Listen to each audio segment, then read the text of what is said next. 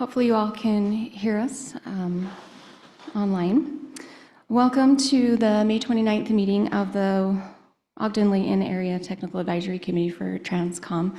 We're glad to have you all here in person and online. So we will just start off with our first item on the agenda, which is approval of the minutes from the March 27th meeting. If anybody has had an opportunity to look at those, we would entertain a motion.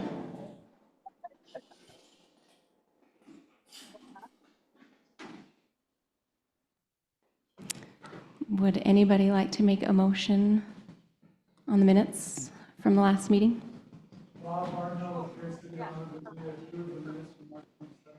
Thank you, Bob. We have a motion. Is there a second to that motion?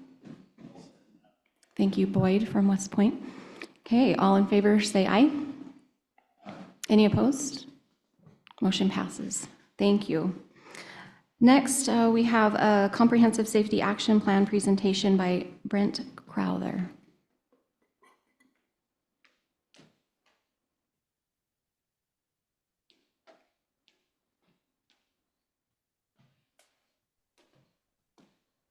Great. Thank you. I appreciate the opportunity to be able to share with you our final report.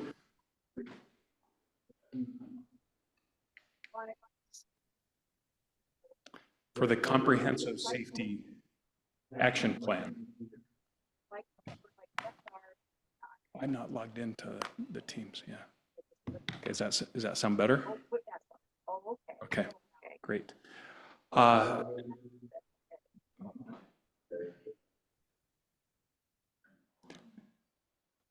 that? Better? Okay, I think we're better now. Okay, great.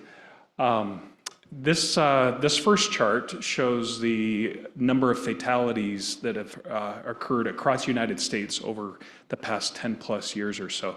And as you can see that, it's a little bit hidden for those in the room. We had in the mid-2010s, we were about 30,000 traffic fatalities per year. And then the past 3 years shot up to more than 40,000 traffic fatalities per year. To address this trend, the Federal Highway Administration initiated the Safe Streets and Roads for All grant program, $5 billion over 5 years to prepare action plans or implementation projects. The Wasatch Front Regional Council received funding in 2022 to prepare a comprehensive safety action plan. And that is what we have now completed and are presenting to you here today.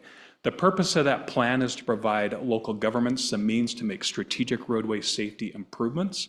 There are certain requirements that need to be met within the action plan in order for governments to apply for implementation funds. The action plan that we have prepared meets all of those requirements that establishes now that eligibility for each jurisdiction within the Wasatch Front Regional Council area to now apply for implementation funds. The final report is available on the project website, wfrc.org. If you navigate to programs and then scroll down, Comprehensive Safety Action Plan.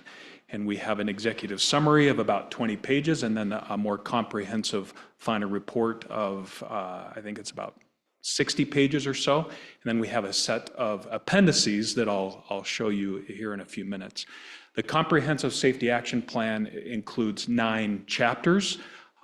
Those are each of the requirements as part of the federal SS4A Safe Streets and Roads for All program. What I'd like to show a focus on here today is Section 5, the Regional Safety Analysis Results, and then the Chapter 7, Strategies and Solutions, and how you can use the Safety Action Plan to identify safety needs within your community. Recognizing the geographic expanse of the Wasatch Front Regional Council, we separated the safety analysis into 11 smaller geographic areas that we referred to as geographic focus areas. And we conducted the safety analysis specific to each of those geographic focus areas. The overall analysis follows this process where first we identified emphasis areas by geographic focus area, and then we conducted a series of sub-safety analyses that each led to what we are calling the composite network of safety needs. And that has intersections and segments with safety needs that can be candidates for safety improvement projects. So first, I'll share with you some of the results from the emphasis area comparison. This chart here shows a number of fatalities and serious injuries that occurred within the WFRC region between the years 2018 and 2022. They're broken out by the 11 geographic focus areas. You can see there under the roadway category, and the second column of the table lists each of this safety or the emphasis areas as identified in the Utah Strategic Highway Safety Plan. You can see when we break down crashes within the WFRC area, the most frequent emphasis area in terms of frequency of fatalities and serious injuries associated with that emphasis area is intersections and roadway departure in the region as a whole. And that is also consistent for most of the geographic focus areas where roadway intersections and roadway departure are the number 1 and number 2 emphasis area. There are a couple of deviations from that. You can see that in the Morgan and East Weber and Morgan area, intersections drops way down to number 8, and motorcycles replaces it because of the rural nature and the types of roads and users on those facilities. The other observation is pedestrians advances from a bottom 7, 8, 9 throughout the region to the number 2 emphasis area within the central Ogden geographic focus area and within the Salt Lake City geographic focus area.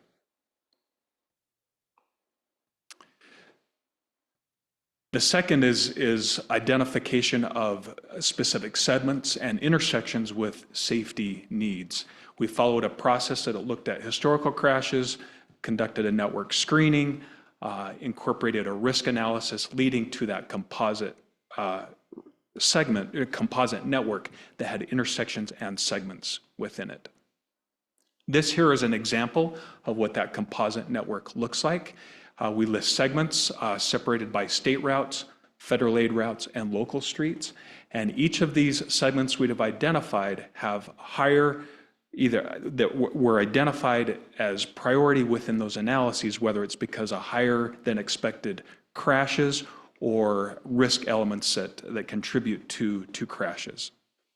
The orange lines are the state routes, the federal aid are the blue, and then the light green are the locals. And then we have intersections identified in the pink. Recognizing that to provide jurisdictions an example of what types of improvements could be proposed and implemented to address safety needs within the composite network, we prepared a set of case study projects based on input, for the high priority for up to 3 case study locations within each jurisdiction drawn from that composite network, and then based on jurisdiction feedback. We prepared case study project information sheets, again, for up to 3 jurisdictions within each community within the WFRC area. This is an example of the project case study locations and information sheets that were prepared for the Layton area. We identified each project, gave it a project number, and then it has limits and a description of what that project is. You can find each of those project information sheets in the Appendix D on the project website. You can see this list, Appendix D lists a safety analysis plus each of the individual geographic focus area appendices, 11 of them for each of those geographic focus areas that identify the safety analysis as well as the case study project information sheets.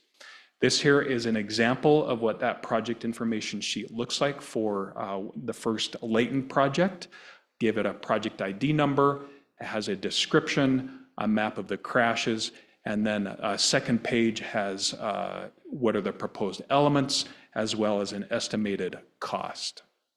Those project elements are all drawn from what we call proven safety countermeasures that are promoted by the Federal Highway Administration as cost-effective countermeasures to consider across the network. We have a countermeasure toolbox, Appendix F, that lists each of the countermeasures, gives it a relative cost and indication as to the effectiveness of that countermeasure. These are examples of some of those countermeasures broken out by speed management, intersections, roadway departure, pedestrians, bicyclists, and then a set of cross-cutting countermeasures that span multiple of those categories. Examples of these are pedestrian hybrid beacons, roundabouts, shoulder widening, rectangular rapid flashing beacons, lighting, etc. Finally, on March 28th, 2024, the Wasatch Front Regional Council adopted what we call a safety commitment resolution, and included within that resolution was a goal to reduce fatalities and serious injuries by 50% by the year 2040. To achieve that goal, to achieve that 2040 goal, established an annual goal to reduce fatalities and serious injuries by 2.5% each year as compared to the preceding 3-year rolling average. Again, all this information is available on wfrc.org. Navigate to programs and CSAP. And Rosie, if you could just pull up that website, if you wouldn't mind.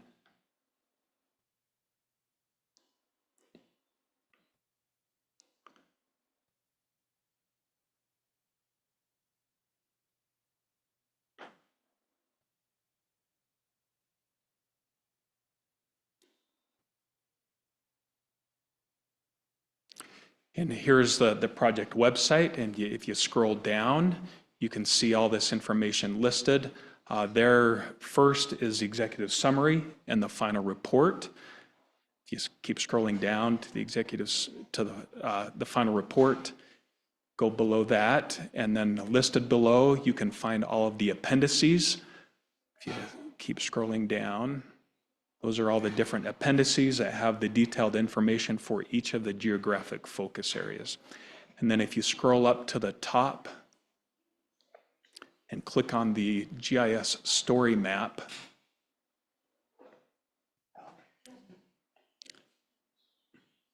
and if you scroll down to the second set of maps after the study area, after this map,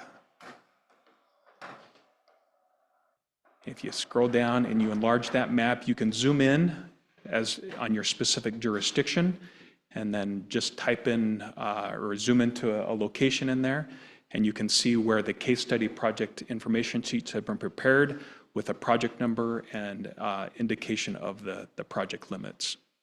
And then you can find all the supporting information within those appendices. Okay. Are there any questions that I can answer? That gives you an overview of the tool and how to access that information. Are there any questions that I can answer? Brent, quick on the dots there that you were on the map.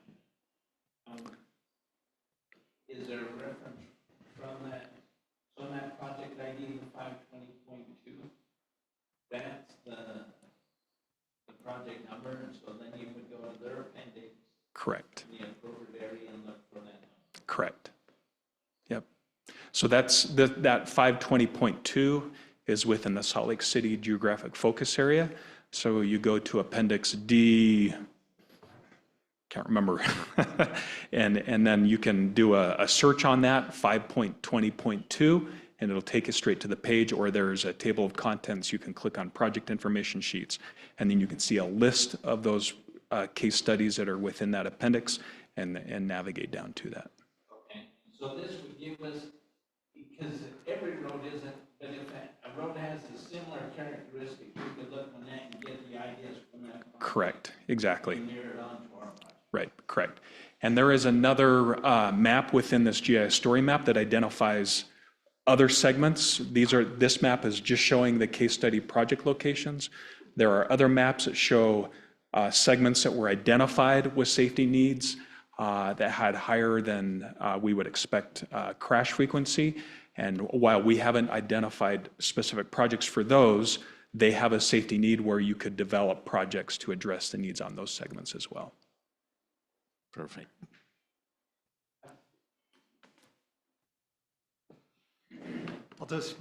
I'll just add that we expect that there will be a lot more opportunities to find funding for safety improvements outside of the Safe Streets and Roads for All program. I mean, you've got your city funds, you've got county funds that can be applied for, you've got WFRC funds to be applied for. So we'd encourage you to take advantage of this safety analysis that's been prepared and look at needs in your area. And as you're preparing different projects to submit for funding or to take on yourselves, to go ahead and identify safety needs so that you can add safety, some of these countermeasures into your projects so that you can improve safety while you're making other improvements. Alma raised his Thanks for that, Wayne. That's useful. From my understanding, there could be further Safe Streets for All funding, though, mainly for planning. So if you're looking at further planning or design or something that way, is Safe Streets for All still a good option? Yes, we are currently in year 3 of 5 funding cycles. During this year 3, they had 3 submittal dates: early April, April 4th, May 16th, and August 9th, I believe, are the 3 dates. So you had an opportunity to submit for additional planning funds in April, May, and August. Several jurisdictions took advantage and submitted for implementation funds during the May cycle. You can only do that during the May cycle. If you are interested in implementation for next year, there are 2 more cycles in 2025 and 2026, usually in that April-May timeframe that you can target. Thanks. And one more comment just about involving UTA. Any of these projects that you're putting in for that, or that you want to look at safety improvements with UTA bus stops or anything else that way, if you want to get a hold of me, I can get you in touch with the right person, but it's probably going to be Trevin Blaisdell, who you would work with on bus stop type improvements on anything that's related to these projects or implementation. Great.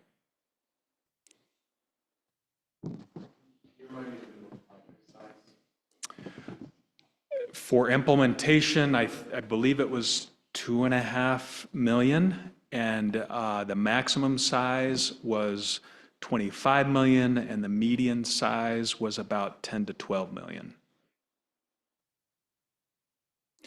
I think they prefer something in that median size. Very few of the $25 million projects, good size project for this program, it seems like the most of them are in that $8 to $12 million range, but as low as 2.5 million. Thanks. If I may, I'll just add that, you know, if there are many low-hanging fruit, different various types of safety countermeasures that are pretty relatively inexpensive. And so if you don't think you can meet the minimum threshold, you might consider partnering with a neighboring jurisdiction and see if there might be opportunity to do a corridor that goes across multiple jurisdictions of some systemic countermeasures that might be applicable. One other question kind of leading into that is, have you seen projects be funded that are, like, do they need to be on the same road type thing? Can they be like let's say, you know, West Point want to do roundabouts, Clinton and Clearfield, and there's 6 roundabouts or I don't know, something like that, and they're all like kind of within the same area but not like on the same road. Is that feasible or Yeah, is? I believe it certainly is feasible. I'd have to go back and look as to the number of those types of projects. Certainly, FHWA encourages kind of systemic projects. It seems like there has been a focus towards corridors within this program. I'd have to go back and look if I've seen multiple in an area. I know there's been some that have been, for example, rumble strips, through very long segments. But most of them seem to be focused on areas or specific corridors. But I don't think that means an area is ineligible. I think most of them have been just on corridors.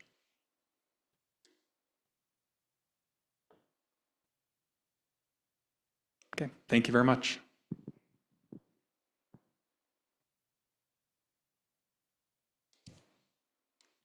Thank you, Brent. That was really informative. We appreciate you being here and presenting that information to us. And thanks, Wayne, for your comments. So next on the agenda is item 3. It's the Transportation Improvement Program business. We have Ben Withrich that's going to provide us with some information.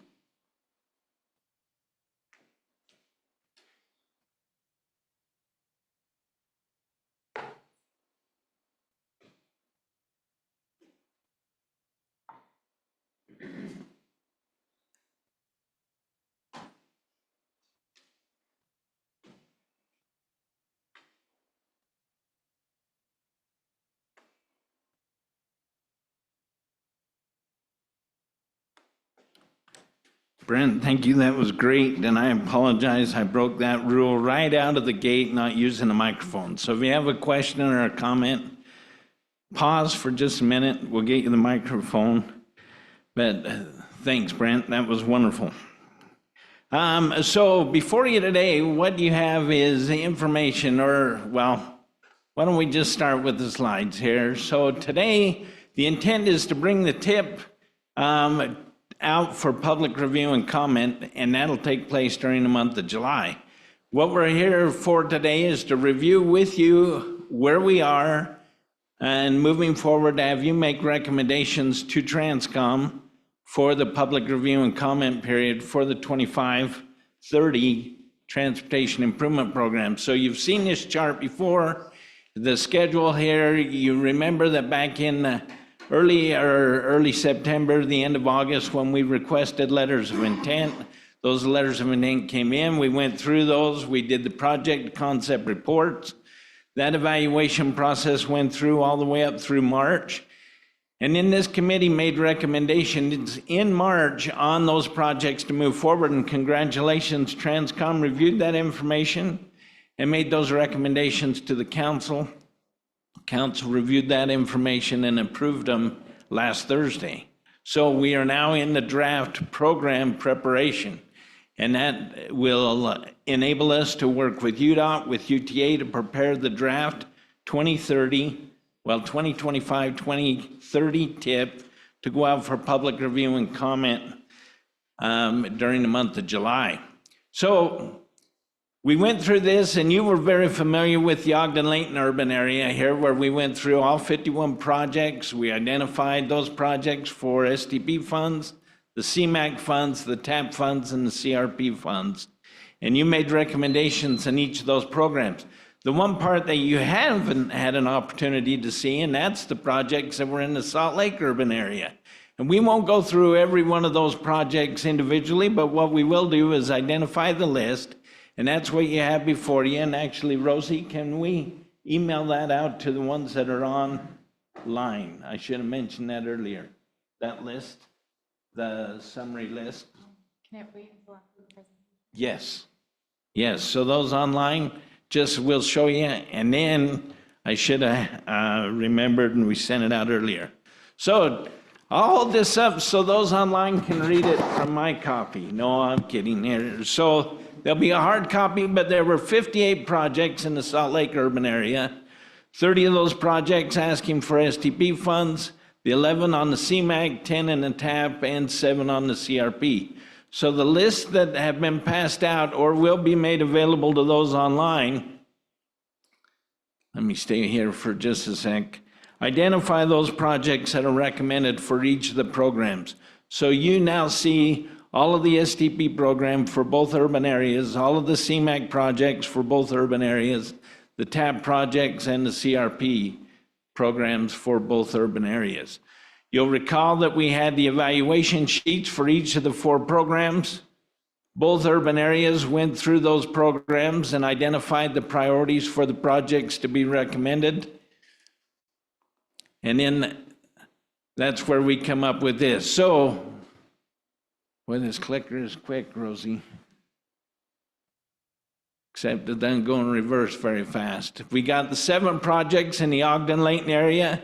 Those 7 projects are listed on the very front page, equating to the 10.5 million in the program. And then there were 12 projects on the back of the first page that are recommended in the Salt Lake urban area, just under the 24.4 million that's available. So here's what that sheet looks like. Here's the Ogden-Layton area. And here's the Salt Lake area. So that you can see all of the projects, the new projects that'll be added to the programs when we go out for public review and comment during the month of July. Now, just to make, you've all seen this here in the Ogden-Layton area, and you'll see one of the other projects, but the Salt Lake folks will not have seen this, and you won't have seen some of the Salt Lake, but to highlight just maybe a project in each of the program that was being recommended.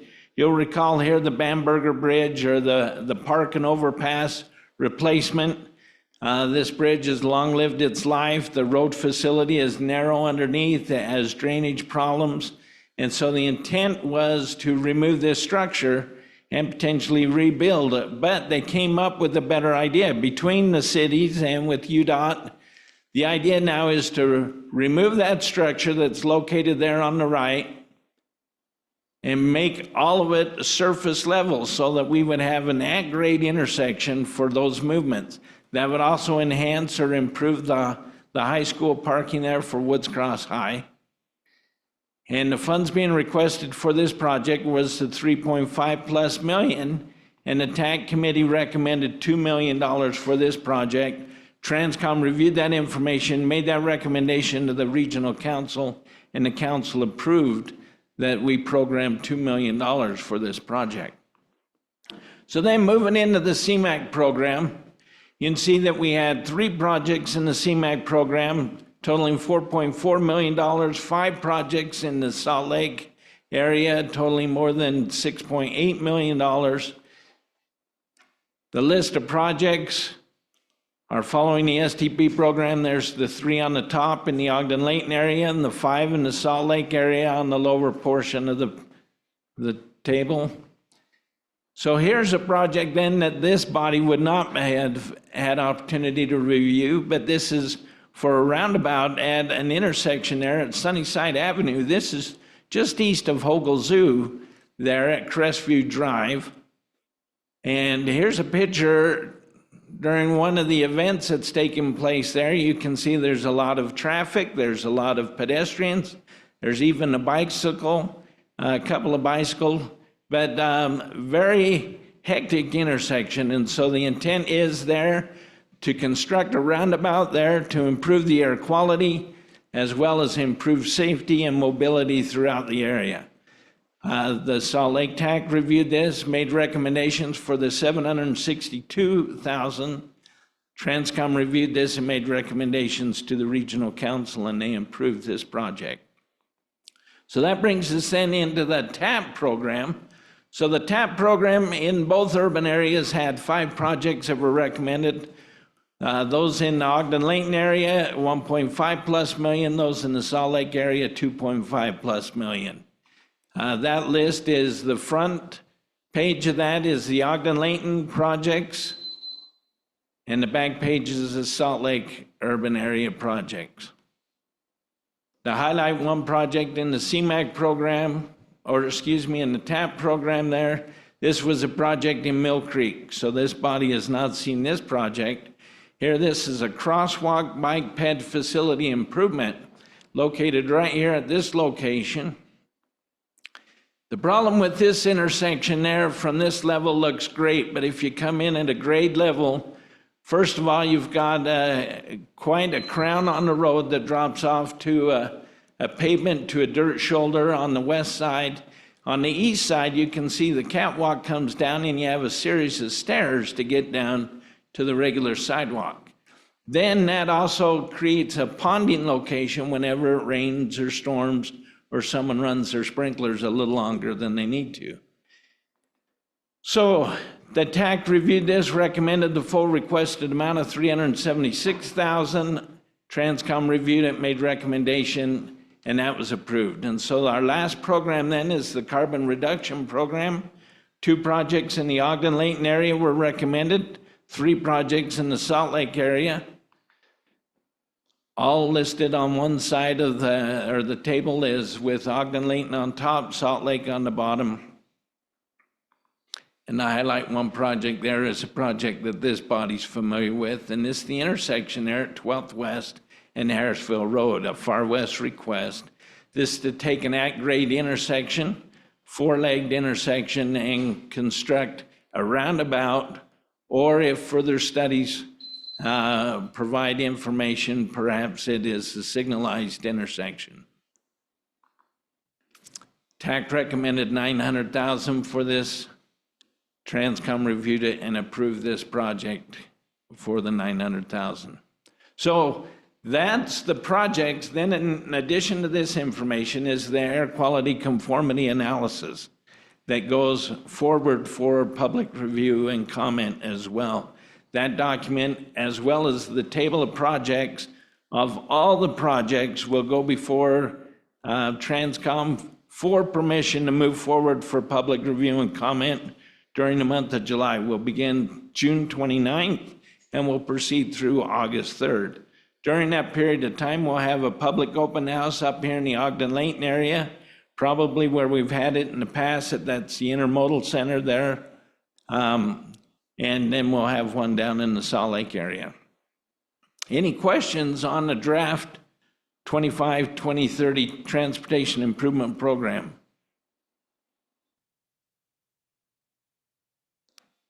Thanks, that's great. That'll be all we have. Thank you.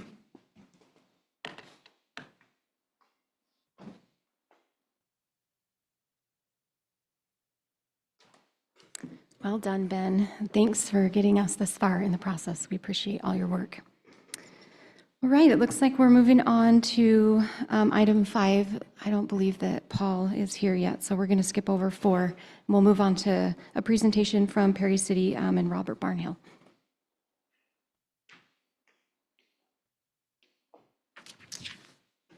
Okay, well, it's good to be here. My name's Bob Barnhill. I'm with Perry City. I'm the city administrator there. I've been there for about 6 years. And if you're not familiar, Perry is just south of Brigham City, home to Maddox and many fruit orchards as well.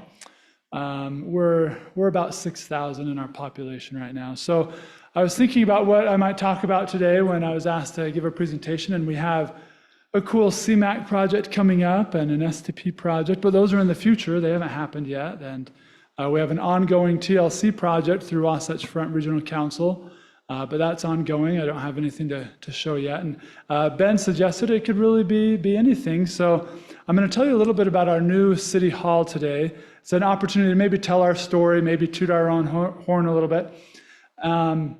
And you'll see there were some unique or fortuitous circumstances that maybe you can't replicate, but I think there will be a few lessons learned that I can share with you. So this was our City Hall last year. It's a special building near and dear to our heart. I know you're admiring the color scheme we have, and the faded paint gives it a nice vintage look, but it was time to move on from this building. It started out just as a shed for public works. And over time, it grew a little bit, and one of the bays was enclosed to house office staff. And we have about 20 full-time employees at Perry City right now, maybe a little bit more now. We have our police department, public works, and administration here in this building. And just some way, somehow, it seemed to attract mice and birds inside. And the interior, I think the outside reflects the interior as well. So City Council, of course, was looking into options. Well, what do we do? Do we fix up this building? It didn't seem to be in the right place and had limits. So this is a map of Perry City. You got Brigham City on the north. On the left side, you see I-15 coming through the center. I apologize. Whoops, go back. Hit the wrong button.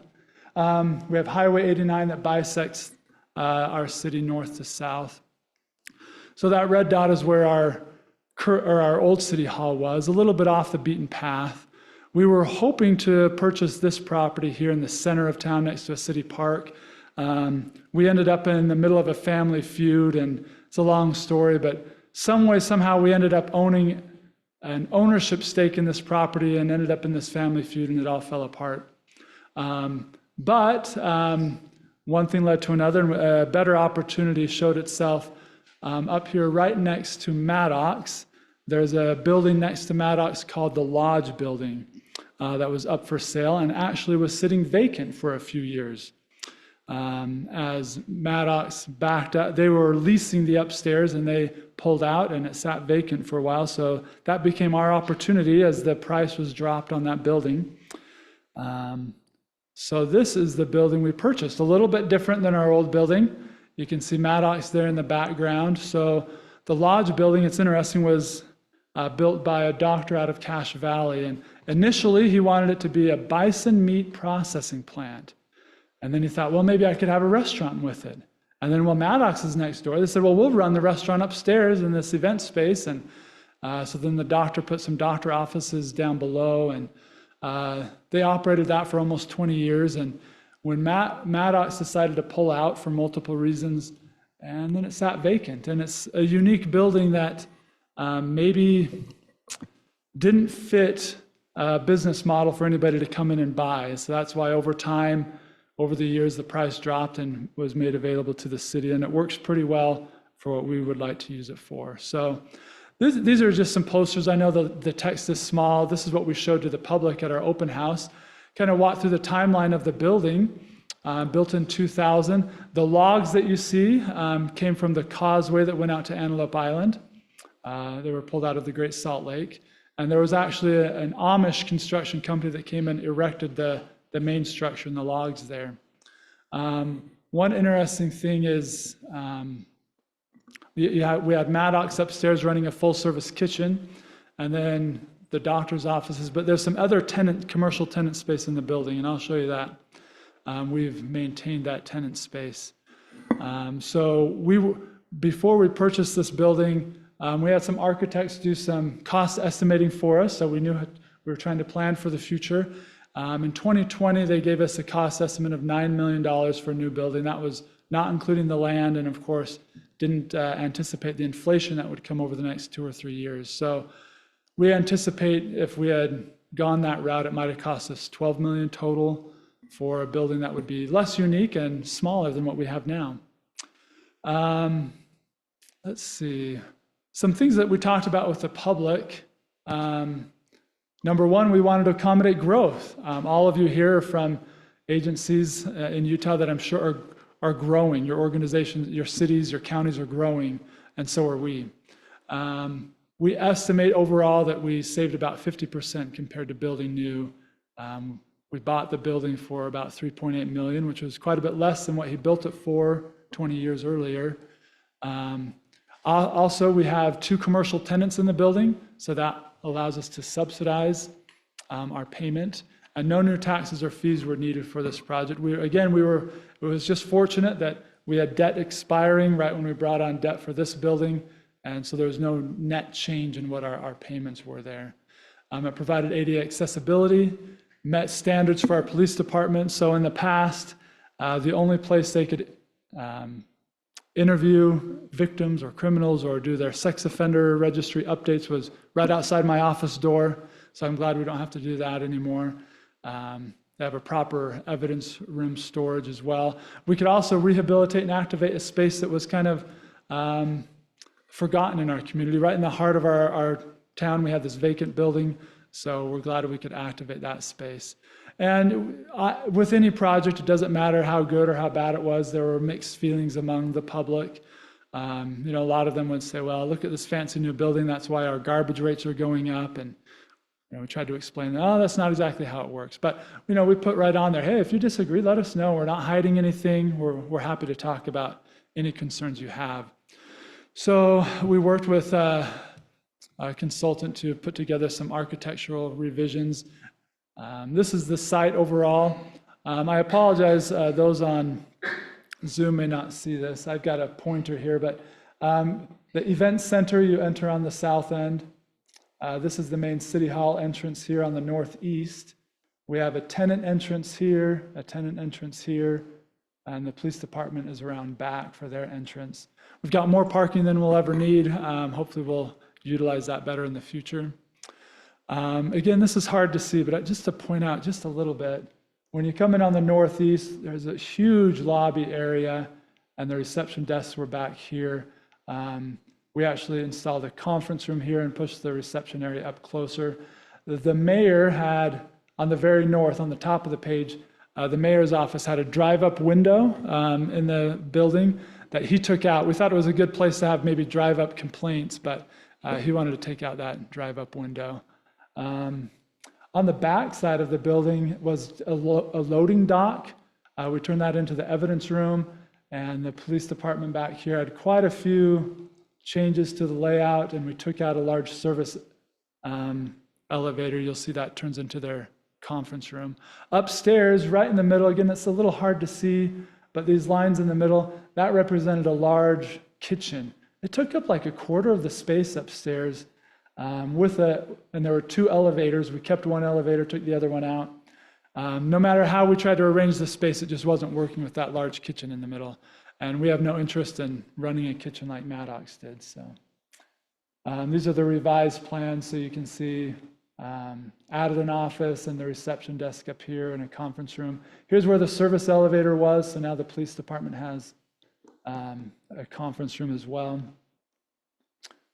I should note, this large white area, it's kind of covered up by this table. That's all lease area. We have a defense contractor who was in the space before we moved in, and then we've made space available to a chiropractor. So again, I'll talk a little bit more about that, but that was something unique to this building and the situation. And then upstairs, we've got our council desk. We can have about 150 or to 200 people in the event space. We added the storage room in the corner and kind of a serving area in lieu of the kitchen. So here's our ribbon cutting. So our mayor is there with the scissors, going to do the ribbon cutting. And the best thing about our mayor that I think is unique in mayors, he gives very short speeches. So I appreciate him for that. So we were excited to introduce the space to the public. This is the main doors going into our reception area for the City Hall. And our conference room. In the past, if more than 2 people came to my office, it was hard to have a real space to meet. Our council chambers were quite small and didn't accommodate large meetings like this. Just a few more pictures showing the area after we remodeled it. This is starting to go up the stairs to the event space. And you can see that the council desk there in the back, this is the open house, just showing how things might be set up for meetings as well as for receptions or other events. Now it is a 25-year-old building now, so there's still a few things that we have to handle. So after we got everything complete, the roof started leaking, and of all spaces, it was just right in the center of that council desk. So we had a couple meetings with a bucket there sitting on our council desk catching that leak, and we're still trying to track that down. And we've had to replace 4 or 5 furnaces already, but that's just the way it goes. We're still lucky to have this space. So it's unique, and sometimes it doesn't work perfect because it wasn't designed for a city, but there's a lot of advantages and uniqueness to the setting here. A few other notes that I had. Public Works is still at the old building, so that's our next project, is to either fix that building up or we might end up just tearing it down and starting from scratch on that site. I guess some lessons learned that might be applicable to everyone is just to be be in position to take action if your city has good finances and has some flexibility to take action when an opportunity arises. That's helpful. I think it's nice to think outside the box. We never would have thought to have commercial tenant space in a building. And maybe that feels a little bit wrong for a city to do, but it is going to be a huge benefit for our city. It's covering half of our lease payment currently, or our bond payment. And in the future, that will simply be revenue for the city and its future expansion space. I feel bad when I see new city halls go up or new facilities, and you want to, rightfully so, you want to honor those tax dollars that you brought in, and you want to be budget conscious, and you build it as small as you can. But then in 15 years, you have to go expand it again, and that's just a less efficient way to use your money. So it's nice that we can, in the future, those tenants move out, and we just take over that space and we can expand. Also, the location, I think, is so much better for us. We ran around and toured several different city halls, and we heard that from multiple people that the location matters. And now we're more in the heart of the city where there's action going on. We're right on the highway and we're visible. So that's been good for us. I also think it's worth looking at your communities and saying, are there any buildings that are vacant or underutilized that maybe the city or the county could step in and use for public purposes, but also to revitalize. And of course, also be prepared for cost and time overruns. This project went over by about 6 months, and of course there were many change orders and unexpected things that came up, but you work through it. So there will always be complainers, but if you do the right thing, there will also be many supporters. So even though we had detractors, there were a lot of people who thought it was a great thing and were very supportive of the city. So hopefully that presentation had a little bit of value or interest. If not, at least for those here in person, I did bring some refreshments as a consolation prize. So thanks for giving me a little bit of time, and that's what I've got today. So.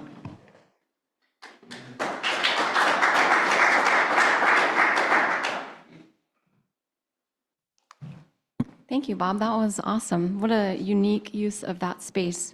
Well done on the city's part. Do you know, Rosie, if Paul is online? Okay, Paul has not joined us yet. So we are gonna, Ben, do you want to go over any other business, or do you have any other business to go over? Okay, we'll get Paul rescheduled for that workshop report. So is there any other business or any questions anybody has before we move to adjourn? Okay, seeing none, I will entertain a motion to adjourn with a second. Motion by Chad from Farmington. Second by Ashley. We are adjourned. Thank you so much.